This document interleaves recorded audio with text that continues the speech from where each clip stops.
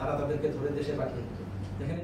সংযুক্ত আরব আমিরাতের আবুধাবিতে নিযুক্ত বাংলাদেশের রাষ্ট্রদূত তারেক আহমেদ বলেছেন, দেশের ভাবমূর্তি উন্নয়নে প্রবাসীদের ভূমিকা অত্যন্ত গুরুত্বপূর্ণ। প্রবাসে আইন কানুন মানার বিষয়ে রাষ্ট্রদূত জানান, আত্মশুদ্ধির মাধ্যমে নিজেই নিজের প্রতিটি বিষয়ের দিকে খেয়াল রাখলে অনেকাংশেই অপরাধ কমে আসে।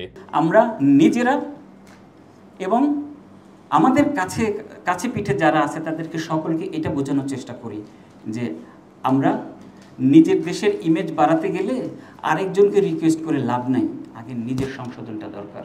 পরিশুদ্ধতা প্রথম আগে নিজের মধ্যে থেকে আনতে হবে এবং তারপরে আরেকজনের কাছে পরিশুদ্ধ হওয়ার ব্যাপারে নসিহত করা যাবে। আমি আপনাদের সকলের সহযোগিতা কামনা করি যে আমরা যেন এই সমাজে সংযুক্ত আরব আমিরাতে বাংলাদেশিদেরকে এই মেসেজটা পাঠাতে পারি যে আপনার একটি ভালো কাজ বাংলাদেশের ইমেজ বাড়াবে। বাংলাদেশ প্রেস ক্লাব ইউএই এর উদ্যোগে ও বাংলাদেশ দূতাবাস আবুধাবির সহযোগিতায় আরব আমিরাতে বাংলাদেশের ভাবমূর্তি উন্নয়নে প্রবাসীদের করণীয় শীর্ষক গোলটেবিল আলোচনায় এসব কথা বলেন তিনি।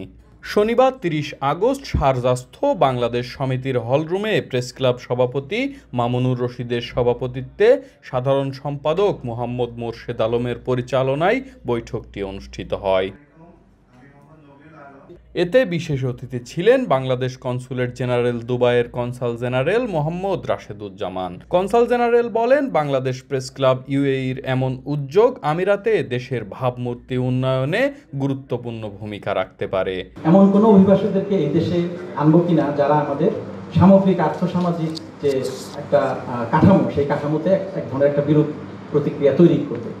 আমার মনে হয় সেই জায়গাটার সেই প্রেক্ষাপটে কিন্তু এই ভাবমূর্তির প্রশ্নটা অনেক বেশি গুরুত্বপূর্ণ হয়ে আসে। সংগঠনের সহ সম্পাদক মোহাম্মদ ইসমাইলের কোরআন তেলাওয়াতের মধ্য দিয়ে শুরু হয় অনুষ্ঠান। বৈঠকের মূল বিষয়বস্তু নিয়ে স্বাগত বক্তব্য দেন সহসভাপতি এস.এম. মোদাচ্ছের শাহ।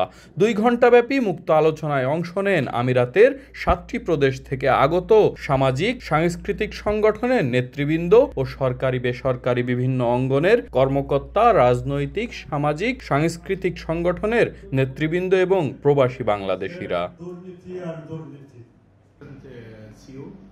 আলোচনায় উঠে আসে প্রবাসীদের ভিসা সংক্রান্ত জটিলতা ও সমাধান কল্পে নানা উদ্যোগ, নারী কর্মীদের জন্য সেফ হোম প্রতিষ্ঠা, সার্টিফিকেট জালিয়াতি, ফেক ডকুমেন্টস বন্ধ করা, অপরাধ কমাতে সচেতনতামূলক ক্যাম্পেইন, কর্মশালা, ইভেন্টের নামে নারী কর্মীদের এনে অনৈতিক কাজে জড়িত করা, ভিসা প্রতারণায় যুক্ত দালালদের শাস্তির আওতায় আনা, আমিরাতের প্রতি কৃতজ্ঞতা প্রকাশ এবং আইন মেনে চলার মাধ্যমে প্রবাসীদের ঐক্যবদ্ধ থাকার মতো অসংখ্য গুরুত্বপূর্ণ বিষয়। মুক্ত আলোচনা শেষে অনুষ্ঠানের সারমর্ম উপস্থাপন করা হয়।